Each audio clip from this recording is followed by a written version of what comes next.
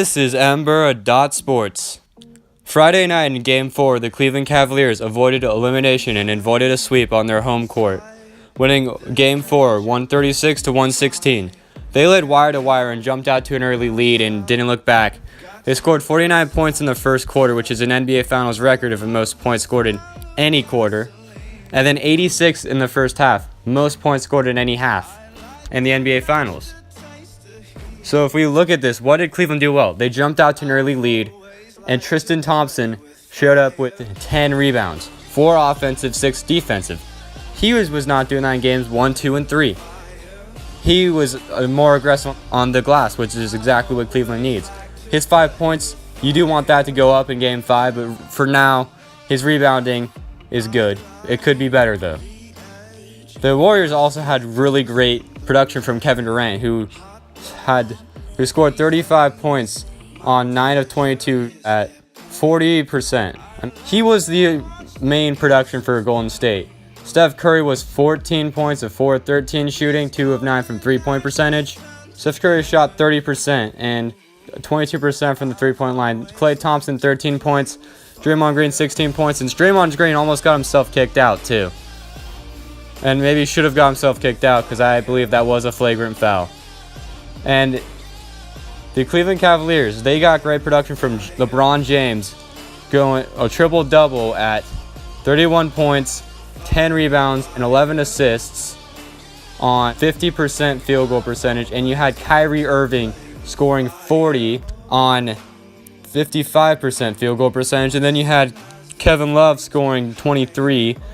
And you had J.R. Smith stepping up and scoring 15. And you had Richard Jefferson scoring 8. And you had Darren Williams finally breaking through. And you had Iman Shumpert doing great, and Kyle Korver hits a 3. I mean, you could see a little bit more production from the bench with Cleveland. Bench finally did something. They finally did something, which is good. What could Cleveland do better in Game 5? Because Cleveland they've got their backs against the wall, which it's looked like they have responded well with their backs against the wall. Last year, down 3-1, they put up 3 of their best games in franchise history. LeBron James, you know he does great when his back's against the wall. And Kyrie Irving, with his back against the wall, is a phenomenal player. Man, seriously. 40 points. He scored 40 points in 2 of 4 elimination games in his career. That's phenomenal. That is. So as Cleveland, what they need to do in Game 5 to get the win, because I think if Cleveland coming back is still a question for me, it's possible. But I think if they win Game 5, I think they come back. It's just Game 5, winning it on the road in Oracle Arena with those crowd. The refs are not going to be as much on your side because I feel like they do favor the home crowd a little bit more, the home team, and just because of the crowd.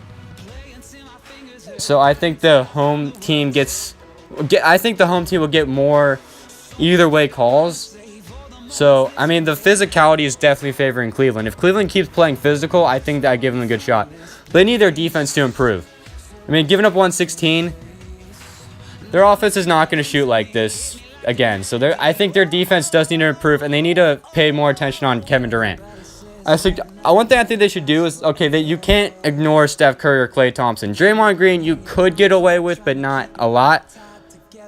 They should just go with man-to-man, but then they should have Tristan Thompson down there rim protecting, especially when Zaza Pachulia is on the floor, because Zaza can't hit a jumper. Zaza cannot hit a jumper. And then, so if you have Kyrie on Steph, and then you have J.R. Smith, Iman Shumpert, or Kyle Korver, who's playing shooting guard on Klay, LeBron on Kevin Durant, and then you have Kevin Love on Draymond Green. Then you have Tristan Thompson down there with Zaza, and if Kevin Durant tries to get into the paint, you can just have Tristan Thompson and LeBron on him. The Cleveland Cavaliers have to pay more attention to Kevin Durant.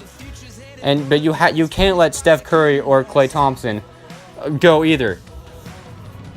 I mean, Kyrie Irving and LeBron James, you both know they're going to be great again. Kevin Love's just got to keep playing how he's playing. Tristan Thompson got to keep getting those rebounds, maybe get more rebounds. Kevin Love could get more rebounds. LeBron James is playing great. Cleveland could have more production from their bench. Just more. But that was a great coming out game. That made a statement there. And if Cleveland could play like that again in Game 5, I think they will come back. If they win Game 5, I think they come back.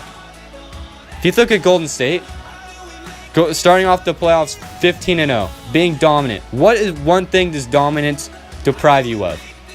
Facing adversity. And when you face adversity, when you're dominant, you falter. That's why a lot of dominant dynasties like USC, the Trojans with Pete Carroll, the Miami Heat with the Big Three, Seattle Seahawks with Pete Carroll.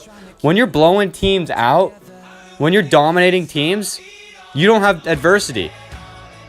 Like Tiger Woods, when he was dominating everybody in golf. You don't have the adversity, so when adversity hits, you falter because you don't know how to handle it. So I think if Cleveland deals up enough adversity to Golden State, and I think that is winning Game 5, they have a dang good shot because if they go back Game 6, their fans are going to be so hyped up into this. I think if they win Game 5, they win Game 6 and 7. But Cleveland has to win Game 5 to keep their season alive. Golden State, they need to close it out because the longer this series goes, the more physical it gets, the more it favors Cleveland, and the fresher Cleveland looks. The better they are, because this Cavs team has shown their best when their backs are against the wall. This is Mburra.sports. I think Cleveland can come back if they win Game 5, and I think if they win Game 5, they will come back. Leave what you believe in the comments down below. And for my more day-to-day content, follow me on Instagram and Twitter at Mburra.sports.